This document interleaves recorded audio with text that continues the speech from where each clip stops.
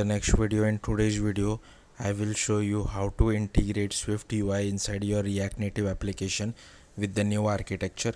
So let's get started. So I have created a default React Native application, and SwiftUI is only for iOS, so we will be using it only for iOS, not possible for Android. Now to get started, I have created a React Native application.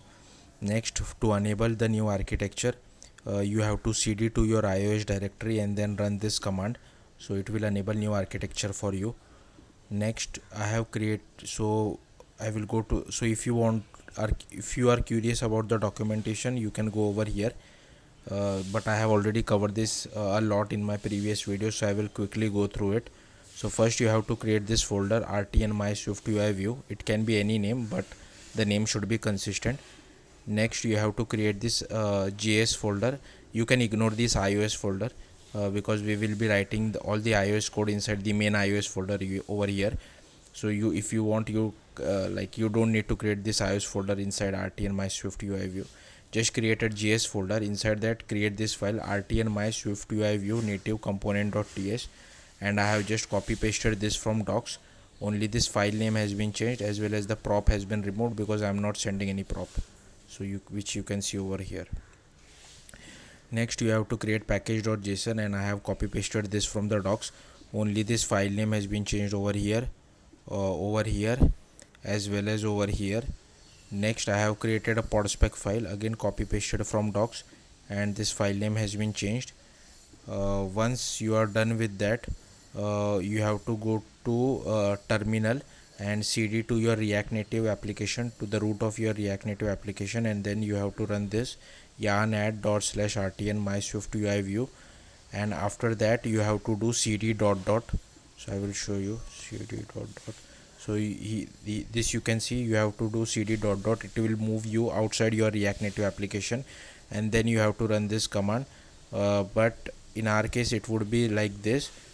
In my case it would be like this. This should be your project name. So here you can see my project name is my app 10. So this should be my app 10, my app 10, my app 10, followed by the folder which you have created.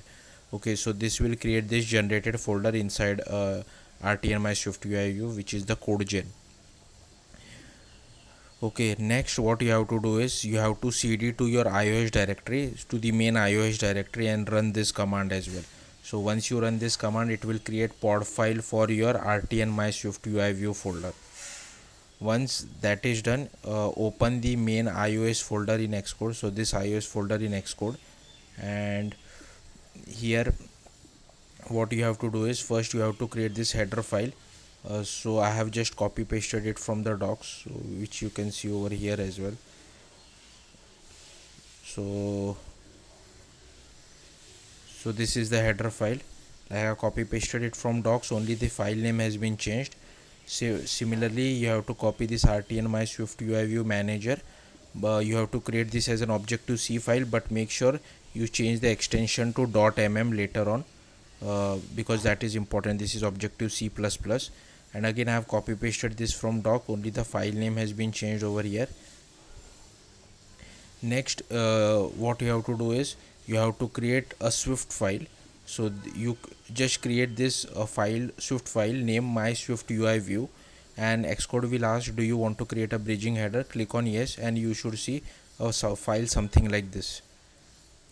Next, create an Objective-C file called rtn my SwiftUI view, and once you create the Objective-C file, make sure you make the extension as .mm, because it is an Objective-C++, otherwise you will see lot of issues.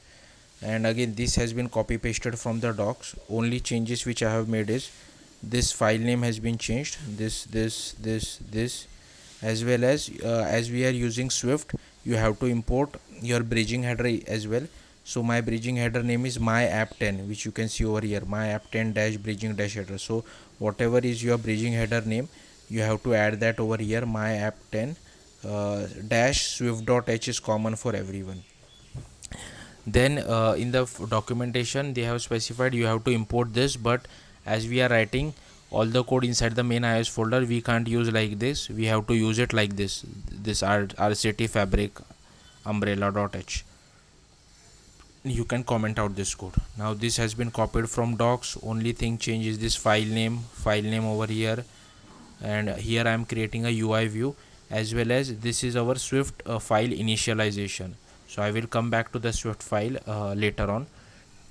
This has been copied from docs, only file name has been changed at appropriate time, and here you can see I'm creating a view and making sure it occupies the entire width and height, and also assigning a background color to it, and then we are initializing our Swift view as well, and making sure it occupies the bounds of our UI view, and adding it as a sub view, and then setting it as a content view. Like again, this has been copied from the docs, only this file name has been changed.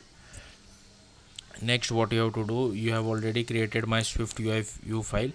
You also have to create a Swift UI view. So what you can do is right click, find new file, and just select Swift UI view, and it will create this file Swift. You can name it whatever you want. Okay, and here you can see that I have just created a sample Swift UI view. I have taken a Z stack, and its background is color.pink, and I have taken a button. Okay, that's it, and I'm not doing anything on click of the button, but if you want, you can do something. Also important to note is that you have to select the iOS deployment target to 13 over here, as well as 13 over here.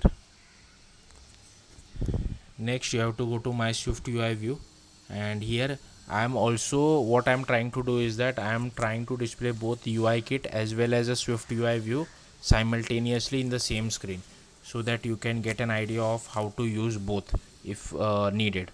So I have taken a UI label, which is a UI kit view. I'm initializing that UI label, assigning a background color as well as text, and adding it as a sub view.